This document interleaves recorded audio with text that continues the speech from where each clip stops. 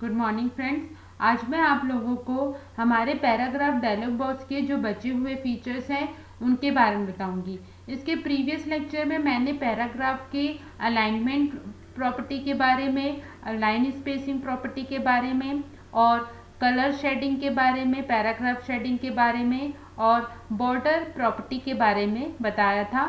उस वीडियो का लिंक मैं आपको डिस्क्रिप्शन बॉक्स में दे दूंगी। आज हम देखेंगे कि हम अपने पैराग्राफ के जो बचे हुए फीचर्स हैं उन्हें अपने पैराग्राफ पे किस तरीके से अप्लाई करते हैं।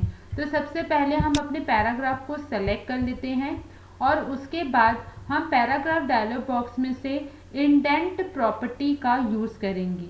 यहाँ पर इंडेंट का मतलब होता है आप अपने पैराग्राफ को राइट वैल्यूज में लेफ्ट से राइट कितने टैब पोजीशन तक डिक्रीज या इंक्रीज करते हैं। देखिए, जैसे ही मैं यहाँ पर इंडेंट, जो हमारा इंडेंट फीचर है, उस पर जैसे ही मैं क्लिक करूँगी तो हमारा जो पैराग्राफ है या तो वो लेफ्ट की तरफ या तो वो राइट की तरफ मूव होगा। अभी मेरा जो पैराग्राफ है वो जस्टिफाई सेटिंग में है, तो उस पर कोई भी फॉर्मेशन, कोई भी सेटिंग काम नहीं करेगी, क्योंकि जस्टिफाई अलाइनमेंट में हमारा पैराग्राफ जो है वो लेफ्ट और राइट दोनों से एक एक्स्ट्रा स्पेस लेकर चलता है। इसके लिए हम यहाँ पर मान लीजिए मैं अपने कर्सर को पैराग्राफ की किसी लाइन पर ले जा रही हूँ, जैसे कि मैंने पैराग्राफ की फर्स्ट लाइन पे ले गया है। हम इसके इंडेंट को कितना इंक्रीज और डिक्रीज करना चाहते हैं, कितने टैब पोजीशन पर हम उसे फॉरवर्ड करना चाहते हैं, राइट की तरफ या फिर लेफ्ट की तरफ।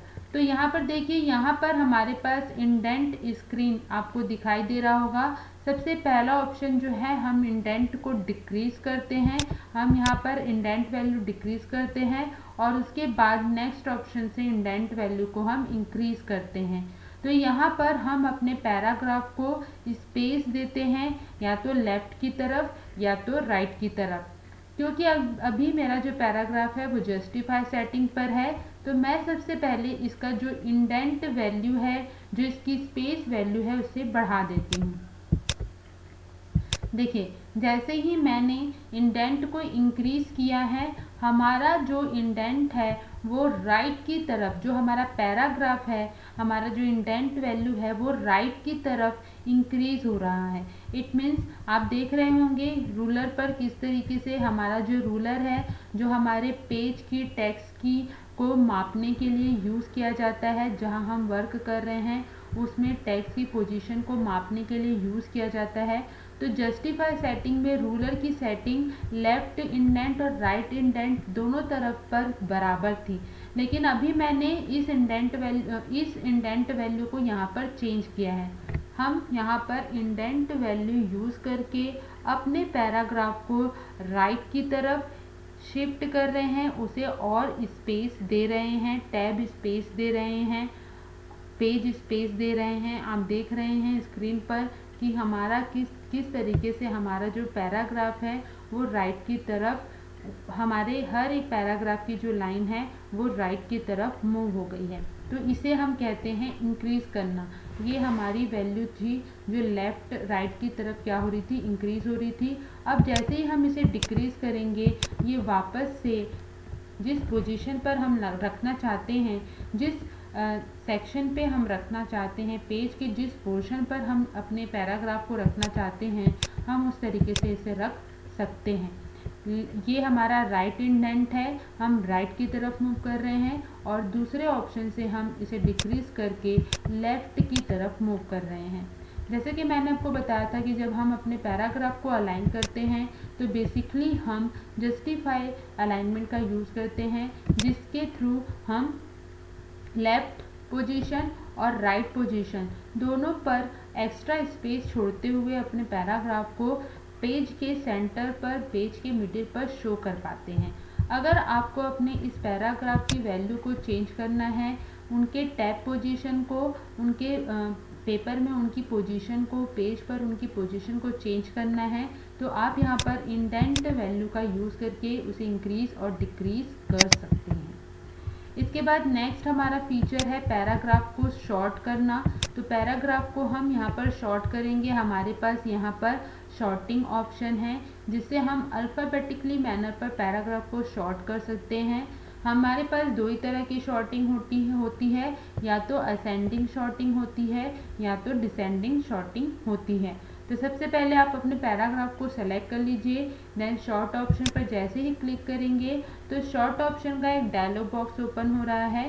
उस पर आपको सेलेक्ट करना है कि आप किसको शॉर्ट करना चाहते हैं, कौन से एरिया को शॉर्ट करना चाहते हैं अपने पेज के।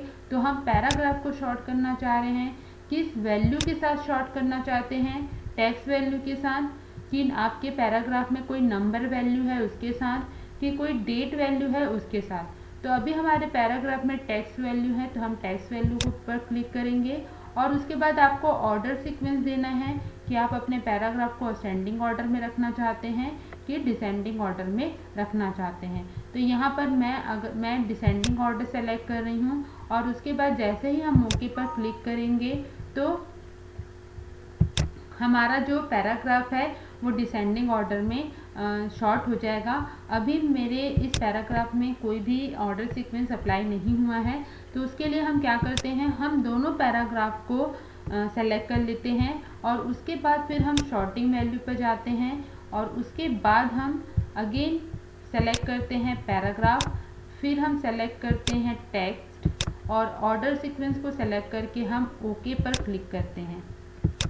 तो देखिए जैसे ही मैंने दोनों पैराग्राफ को सेलेक्ट करके शॉर्ट किया तो जो सेकंड पैराग्राफ था वो हमारा फर्स्ट पैराग्राफ बन गया और जो फर्स्ट पैराग्राफ था वो हमारा यहाँ पर सेकंड पैराग्राफ बन गया, क्योंकि मैंने यहाँ पर दोनों पैराग्राफ को डिसेंडिंग ऑर्डर सीक्वेंस में अरेंज किया है।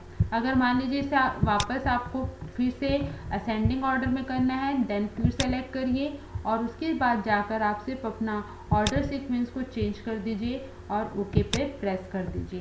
तो आपका जो पैराग्राफ है वो असेंडिंग और डिसेंडिंग ऑर्डर में आप इस तरीके से अरेंज कर सकते हैं। नेक्स्ट लेक्चर में मैं आप लोगों को पैराग्राफ से डायलॉग बॉक्स से रिलेटेड हमारे जो बचे हुए फीचर्स हैं जैसे कि पैराग्राफ मार्किंग और बुलेट और नंबरिंग उसके बारे में बताऊंगी। अब नेक्स्ट हम अपने वो क्वेश्चंस देखते हैं। मैं आप लोगों को वीडियो के एंड में 5 क्वेश्चंस बता रही हूँ। आज भी हम उन 5 क्वेश्चंस को देखते हैं और ये क्वेश्चंस उन टॉपिक से रिलेटेड है जो टॉपिक्स मैं आप लोगों को पढ़ा रही हूँ। इसके प्रीवियसली मैंने आपको फॉन्ट से रिलेटेड, फॉन्ट डायलॉग बॉक्स से रिलेटेड एमएस वर्ड के कुछ क्वेश्चंस बताए थे और कल भी मैंने आप लोगों को पैराग्राफ से रिलेटेड कुछ एमएस वर्ड के क्वेश्चन बताए थे। आज भी हम पैराग्राफ डायलॉग बॉक्स से रिलेटेड और भी जो क्वेश्चंस हैं उनके बारे में डिस्कस करेंगे।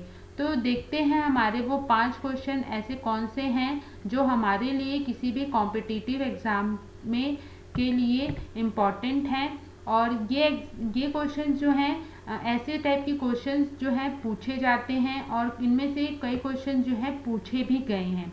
तो सबसे पहला क्वेश्चन है कि सेलेक्टेड लाइन का लेफ्ट अलाइनमेंट करने का शॉर्टकट कुंजी क्या है। हमारे पास हमको अगर अपने सेलेक्टेड लाइन को लेफ्ट अलाइनमेंट में पेज में लेफ्ट साइड पर अगर हमको अरेंज करना है तो उसके लिए शॉर्टकट की कौन सी है।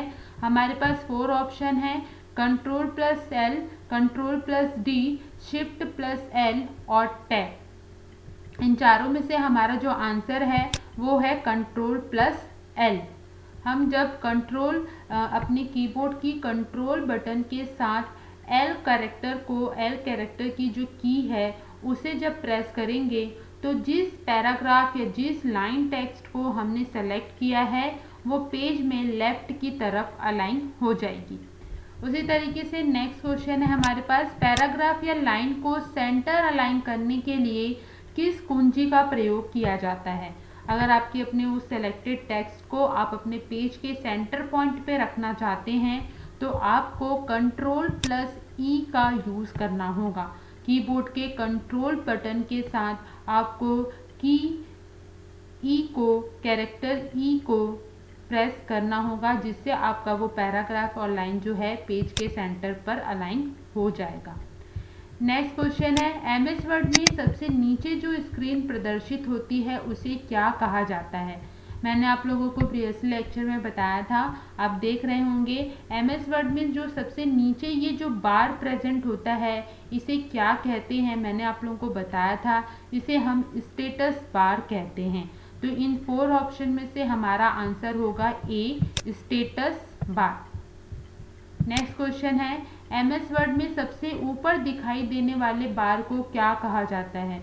तो सबसे ऊपर जो बार हमारा दिखाई देता है, मैंने आप लोगों को बताया भी है कि सबसे पहला जो हमारा बार होता है जिसे हम टाइटल बार कहते हैं, तो हम इसका यूज़ अपने डॉक्यूमेंट के नाम को शो करने के लिए करते हैं। तो हमारा आंसर यहाँ पर होगा आंसर बी, टाइटल बार।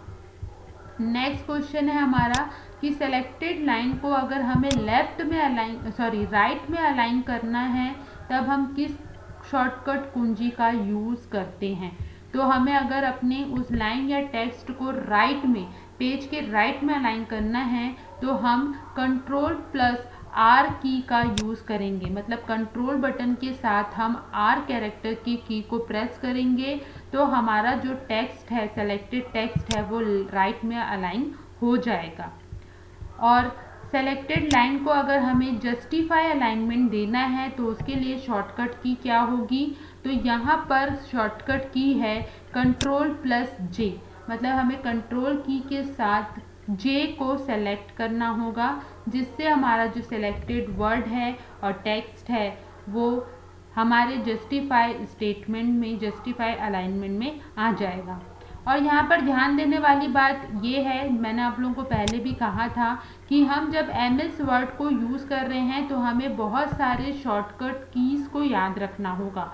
तो यहाँ पर एक बहुत अच्छा सा लॉजिक ये भी है इनको याद रखने का कि जब भी हम देखिए अलाइनमेंट से रिलेटेड जो अलाइनमेंट की है, जो अलाइनमेंट शॉर्टकट है, उसमें जब हम यूज़ कर रहे हैं तो आप ध्यान दे रहे होंगे कंट्रोल बटन सब में कॉमन है। और हम जब अलाइन कर रहे हैं तो अलाइन करने के, जैसे हम जब लेफ़्ट अलाइन कर रहे हैं तो हम एल की को प्रेस कर रहे हैं, जब हम राइट अलाइन कर रहे हैं तो हम आर की को प्रेस कर रहे हैं, जब हम जस्टिफाई अलाइन कर रहे हैं तो हम जे की को प्रेस कर रहे हैं। मतलब हम अपने उस अलाइनमेंट के जो फर्स्ट कैरेक्टर वैल्यू है उसे याद करके उसके साथ अपने उस अलाइनमेंट की शॉर्टकट की को याद रख सकते हैं। अगर हमें लेफ़्ट अलाइन करना है तो कंट्रोल प्लस एल प्रेस करना है, राइट अलाइन करना है तो कंट्रोल प्लस आर प्रेस करना है, और जस्टिफाई अलाइन करना है तो कंट्रोल प्लस जे हमें प्रेस करना है। और अगर जब हमें सेंटर अलाइन करना है तो सेंटर अलाइन करने के लिए हमें कंट्रोल प्लस ई प्रेस करना है। तो इस तरीके से हम अपने जो अलाइनमेंट की जो शॉर्टकट कीज़ हैं उन्हें याद रख सकते हैं, उन्हें याद रखने में हमें मदद मिलेगी। तो इसी तरीके से मैं आप लोगों के लिए एमएस वर्ड के जो क्वेश्चंस हैं जो कॉम्पिटिटिव एग्ज़ाम में पूछे गए हैं या पूछे जा सकते हैं वो आप लोगों के लिए इसी तरीके से लाते रहूँगी। आप मेरे वीडियो को एंड तक ज़रूर देखिए। और मेरे जो क्वेश्चंस हैं ये मैं पर्टिकुलर जिस मेनू को बता रही हूँ उनके जो फीचर्स हैं उनसे रिलेटेड क्वेश्चंस ही मैं यहाँ पर लाती हूँ। और इससे ये फ़ायदा होगा कि आप उस फीचर्स के साथ साथ उससे रिलेटेड जो भी मेन इम्पॉर्टेंट क्वेश्चंस हैं उन्हें आप अच्छी तरीके से देख पाएंगे, समझ पाएंगे। ओके, थैंक यू फ्रेंड्स, मेरे वीडियोस को देखने के लिए, उन्हें लाइक करने के लिए और मेरे चैनल को सब्सक्राइब करने के लिए। Okay, good bye, take care.